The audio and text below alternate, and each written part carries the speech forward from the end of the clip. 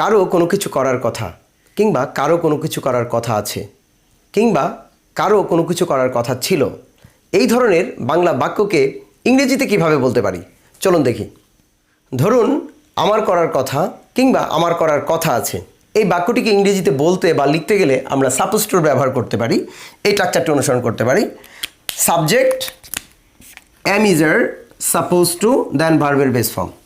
তো আমরা কিভাবে লিখতে পারি, যেমন আমার করার কথা আই অ্যাম সাপোজ টু, এখানে একটা লাইন আছে আমার করার কথা, আই অ্যাম সাপোজ করার কথা টু ভার্বের base form, I am suppose to do, আমার কাজটি করার কথা I am suppose to do the work, তার এখানে আসার কথা he is suppose to come here, তার এখানে আসার কথা, তার সেখানে যাওয়ার কথা he is suppose to go there, তাদের কাজটি শেষ করার কথা they are suppose to finish the work.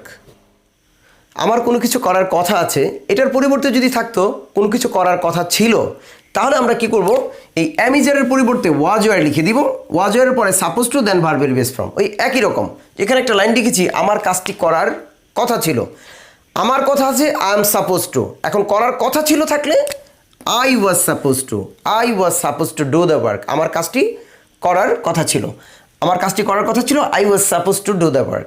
যেমন তার এখানে আসার কথা ছিল he was suppose to come here, কিংবা তার সেখানে যাওয়ার কথা ছিল he was suppose to go there, তাদের কাজটি শেষ করার কথা ছিল they were suppose to finish